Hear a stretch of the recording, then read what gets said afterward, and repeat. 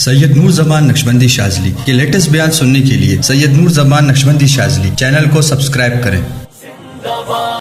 तो आज फिर सुन लो कि दूसरी शादी कब होगी। अक्सर औरतें इसी पर एतराज करती है, एक मर्द को 4 शादियों की इजाजत है, एक औरत को क्यों नहीं। एक इसका जवाब बहुत अच्छा है, जन्नत में हमको एक मर्द मिलेगा और वहां 72 हुए और 70। उसका जवाब मुझे आता है मगर आप लोगों से हजम नहीं होगा, क्योंकि वो जवाब थोड़ा फिर आपके लैंग्वेज से हट जाएगा। समझ आई?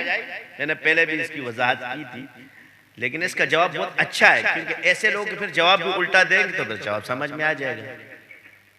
और दूसरी शादी की कुछ शराइत भी है जो अल्लाह ने एक के लिए बयान फरमाए हुए दूसरे के लिए। अब वो क्या है जी, आपके साथ इतने पैसे हो, दूसरी शादी कब करो। अब वो जो हदीस में है कि गनी हो जाओ, तो थे ही बुजुर्ग, अब ये वाले क्या है, तुम कहते हैं मैं गनी हो जाता हूँ वो फकीर हो जाए, ऐसा नहीं होता। तो उसके लिए तीसरी भी करना पड़ती है। मसला क्या है कि आप में इतनी ताकत भी हो, दोनों तरफ हुजूर का अमर मौजूद है, उधर भी हुजूर ने फरमाया, इधर भी फरमाया। एक जगह हुजूर ने नहीं फरमाया, दोनों जगह हुजूर की रिवायत। एक सहाबी थे, या रसूलल्लाह शादी करना चाहता हूँ, फरमाया अगर नान नफका तो कर लो, अगर नहीं है तो रोजे रखो। अब दूसरी शादी तब करना जब तुम्हारे पास पैसे हो और आप में इतनी ताकत भी हो कि आप अपने आप को स्ट्रांग महसूस भी करते हो, मौजूद भी और बेगम भी आपको स्ट्रांग माने, तब जाके आपको इजाजत है कि आप शादी करो, मगर अदल लाजिम है इसमें।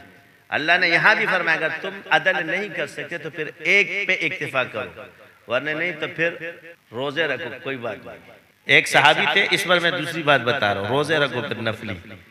तो एक सहाबी थे, हजरत उमर रज़ी अल्लाह तआला के पास एक खातून आती, फरमाती है ए अमीरुल मोमिनीन मेरा शौहर बहुत अच्छा है। देखो फरमाया क्या, कहते दिन का रोजेदार है और रात का इबादत गुजार है, और मैं अपनी शिकायत वापस लेती हूँ। हज़रत उबई रज़ी अल्लाह तआला अन्हु उनके साथ बैठे थे, उबई बिन काब।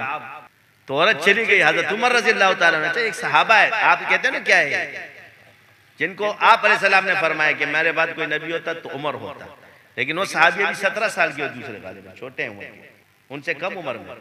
तो कहा ए अमीरुल मोमिनीन आपने इसकी बात समझी, और मैं अपने शोहर की तारीफ की है, शिकायत की है, इसका शोहर इबादतें करता है, इसको टाइम नहीं देता, इसके हुकूक अदा नहीं हो रहे उससे। ये देखो उस दौर में भी ये चीजें मौजूद नहीं कि खुदा को हराम कहो तुम इसको, बात खत्म हो गया।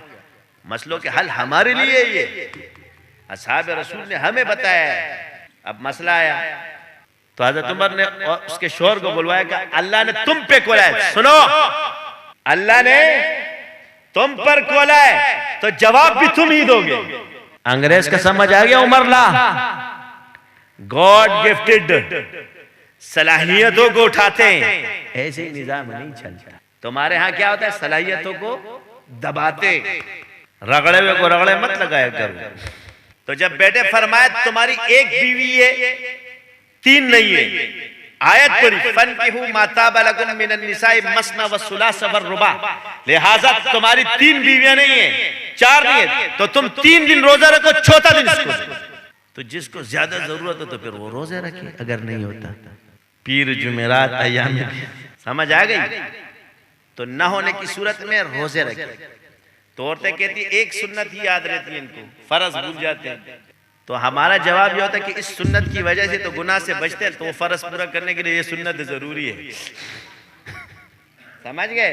कभी कभी सुन्नत फर्ज का मुकदमा बनती है और औरों को भी बचाना था। तो औरतें ज्यादा है, मर्द कम है, एक साइंसी रेशो बता देते हैं। इस वजह से तो ये अमीर आदमी पर और अहले शबाब पर है। अहले शबाब के अंदर सिर्फ ये नहीं आता कि जो मालदार हो या शबाब जवानी, तो एक तो फर्जी जवान होता है, एक वाकई जवान होता है। तो जो फर्जी जवान होता है उसके लिए मसले नहीं है, उसकी एक भी नहीं होती है, मगर जो वाकई जवान है तो उसके लिए उसका एतराफ बेगम भी करती है, वो भी मुअतरिफ होती है कि कर सकता है। समझ आ गई? क्योंकि ये इंसान है तो अक्सर ये पूछते कि जी बस उधर जन्नत में। तो बस मैं आपको एक बात बता देता हूँ, इन खवातीन को अक्सर इनको ये शिकायत रहती है, तो उनको जवाब मेरा ये कि वहाँ औरत बाकरा रहेगी। क्या रहेगी? दुनिया की तरह नहीं रह सकती हो, ना औलाद होगी ना। बाकरा का मतलब होता है वही, अंग्रेजी में इसको जो बोलते हैं वर्जन, हमेशा रहेगी। तो अल्लाह के कानून में उंगलियां ना मारा करो। कहते हैं अल्लाह के कामों में और जो अल्लाह ने खंबे बनाए बिजली के, इसमें हाथ मत डाला करो, वरना फिर करंट जब लगेगा ना तो समझ में आ जाएगा।